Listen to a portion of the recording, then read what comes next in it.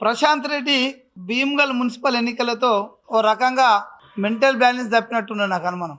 ఎందుకంటే రైతు సమస్యలపైన పోరాటం చేస్తే రైతులపైన కేసులు పెడతారా అని కాంగ్రెస్ పార్టీ క్వశ్చన్ చేస్తూ నిన్నేదో ర్యాలీ ధర్నా కార్యక్రమం తీసుకున్నట్టు పత్రికలలో టీవీ ఛానళ్ళలో చూసినాం.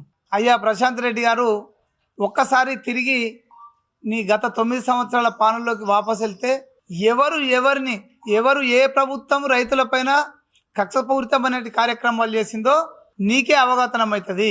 నీ సొంత నియోజకవర్గం బాల్కొండలో లీకేజ్ వాటర్ కోసం ఉద్యమం చేసినటువంటి మహిళల పైన కూడా కేసులు పెట్టించినటువంటి నీచమైన చరిత్ర టీఆర్ఎస్ పార్టీది, మీది.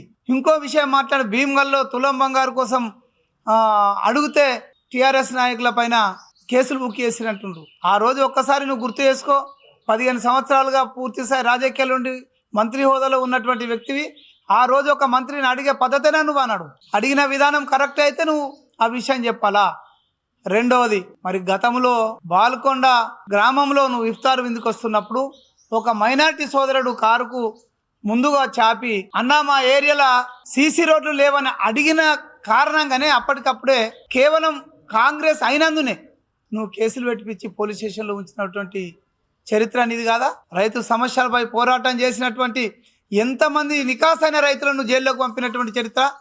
ఎర్రజొన్న పసుపు బోర్డు కోసం ఉద్యమాలు చేసినటువంటి రైతులు అన్వేష్ రెడ్డి, మునిపల్లి సాయిరెడ్డి, మంత్రి శ్రీనివాసరెడ్డి, సిపిఐ ఎమ్మెల్యే ప్రభాకర్, ఇంకా చాలామంది రైతులను జైల్లో పెట్టి నానా యాతన పెట్టినటువంటి చరిత్ర నీది కాదా ప్రశాంత్ రెడ్డి గారు? ఒకసారి నువ్వు ఆలోచించమని చెప్తున్నా. ఇంకొకసారి నువ్వు రైతుల పేరెత్తినా, రైతుల గురించి మాట్లాడినా ప్రశాంత్ రెడ్డి మాట్లాడితే అది దయ్యాలు వేదాలు వాళ్ళు ఇచ్చినట్టే ఉంటుందనే విషయాన్ని గుర్తుంచుకోవాల్సిందిగా ప్రశాంత్ రెడ్డికి హితవు పలుకుతూనే, ఓటములు సహజం, ఇది నీవు రెండో ఓటమికే ఇంత ఇబ్బంది పడితే ఎట్లా ప్రశాంత్ రెడ్డి గారు?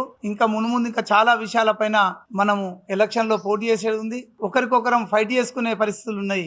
కానీ ఒక్క ఓటమితోటి కాంగ్రెస్ పార్టీ పైన అసత్య ఆరోపణలు చేసి పబ్బం గడుపుకోవాలని చూస్తున్న నీ తీరు అది క్షమించరానిది అనే విషయాన్ని సందర్భంగా తెలియజేస్తూ, ఖచ్చితంగా ఈ రాష్ట్రంలో బీజేపీ బీఆర్ఎస్ మున్సిపల్ ఎన్నికల తర్వాత జరిగినటువంటి వాళ్ళ అవమానకరమైన ఓటమిని తప్పించుకొని ప్రజల ముందుకు రావడానికే కాంగ్రెస్ పార్టీని బదనాం చేసే కార్యక్రమం తీసుకుంటుందనే విషయాన్ని ఈ సందర్భంగా తెలియజేస్తూ, అటు బీజేపీ నాయకులు ఇటు టీఆర్ఎస్ నాయకులకు హెచ్చరిస్తున్నాం.